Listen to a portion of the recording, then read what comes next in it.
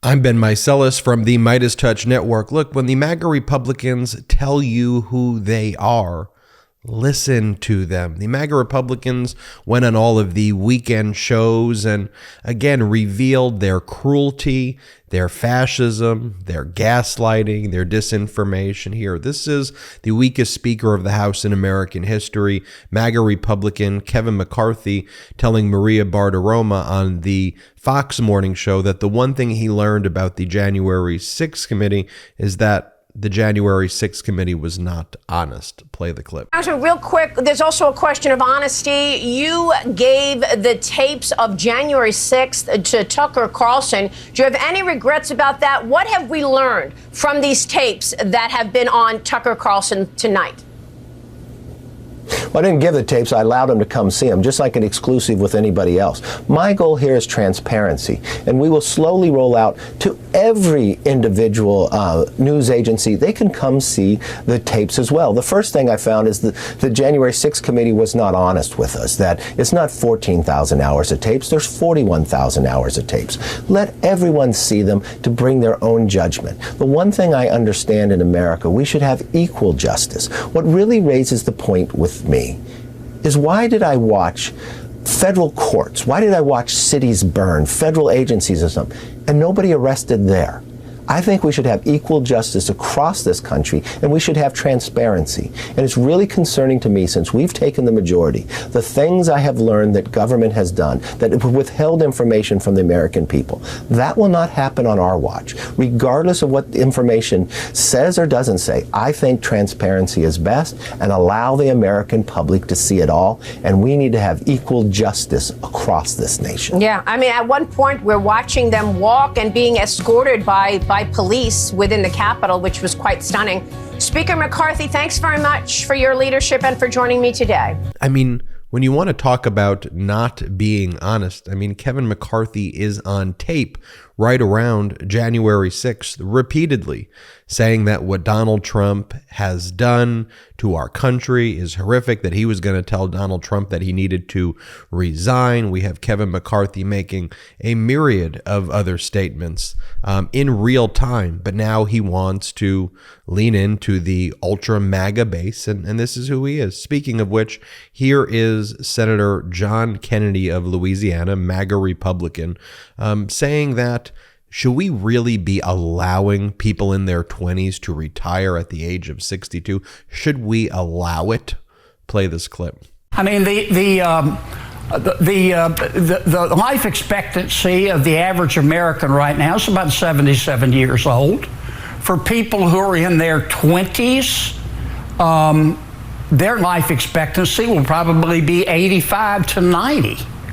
Does it really make sense to allow someone who's in their 20s today to retire at 62? Those are the kind of things that we should talk about. There are changes in Medicare we should talk about. And this is the new talking point that MAGA Republicans have been rolling out. Raise the retirement age, because they were exposed for wanting to cut Social Security. So now they're basically saying, well, let's just raise the retirement age. Let's see what we allow. Allow you to retire? Honestly, who the heck do Republicans think they are? That they own this country? That they could tell us when they will allow us to retire? Here is Congresswoman Nancy Mace. And here she says the same thing, because the big platform for MAGA Republicans raised the retirement age. Play this clip. I want to ask you about something your fellow South Carolinian Nikki Haley said. Obviously, she is running for president in 2024. She said this week that she supports raising the retirement age for people who are in their 20s when it comes to receiving Social Security benefits. Do you agree with her on that? I think that's something that has to be on the table. We have to look at. I'm 45 years old. I'm assuming that Social Security will be insolvent, that I won't have retirement funds from what I've put into in my adult life, my working life. We do have to look at Social Security. We've got to look at our spending in this country, mandatory and discretionary. If we're going to take on fixing the Medicare, Medicaid, Social Security, you name it, we've got to get serious about it. Okay, so you do support potentially raising the age to maybe extend the as long as it's not anybody that's heading into retirement right now. We do not want to take away those that are in retirement or those that are heading into retirement. But if we're talking about younger generations, my kids, for example, if they know what the retirement will look like 40 years from now, 50 years from now, then that should be on the table and can be. We have to. Both Republicans and Democrats have screwed this thing up, and they've got to fix it. Okay, you said it. Also on the Sunday morning shows, one of the talking points by MAGA Republicans that they're going in is they're saying that the reason that Silicon Valley Bank failed is because it was woke. It was too woke of a bank. It was wokeified. I mean, that's really what they're going with. We'll talk about the real reason in a second, but that's where they're going. It's too woke. This is the chairman of the Oversight Committee in Congress. I said the chairman of the Oversight Committee, James Comer. Listen to what he had to say. Play this clip. And then we see now coming out that they were one of the most woke banks in their quest for the ESG type policy and investing. This could be a trend, and there are consequences for bad Democrat policy. And I think we need to keep an eye on all the banking sector right now. Well, okay, it's not that the bank is too woke and that it has diversity and inclusion initiatives.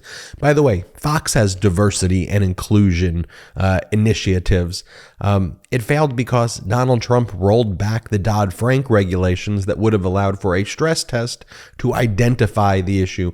When Donald Trump bragged about rolling back all the regulations on community and regional banks and how that was going to be great for the economy, when it absolutely wasn't. And these regulations were put in place following the previous financial disaster to stop things like this. And the first thing Republicans did, frankly, the only thing they did, is remove those regulations when Trump was in office in the 115th Congress, when Republicans controlled both the House and the Senate.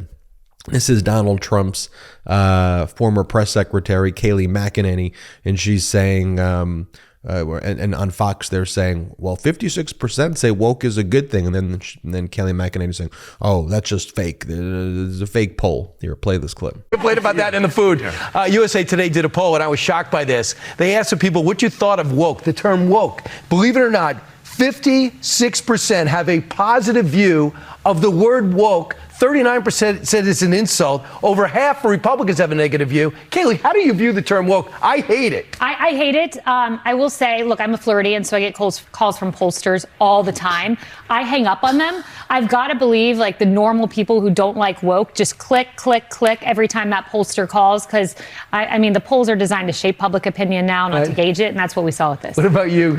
And finally, here is Paul Gosar, MAGA Republican, saying that he expects there's going to be criminal referrals from the House seeking to prosecute Liz Cheney and members of the January 6th committee. Play this clip.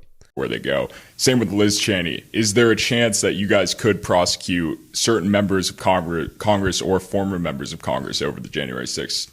I would not leave it at just that. I think there's also military that are involved. Right. And I think that heads have to roll. Mm-hmm. Otherwise, you condone this lawlessness. And that's what America sees. We see lawlessness in Chicago. We see lawlessness on our border. We see lawlessness everywhere. And that's part of the precipitating actions that Congress is allowed.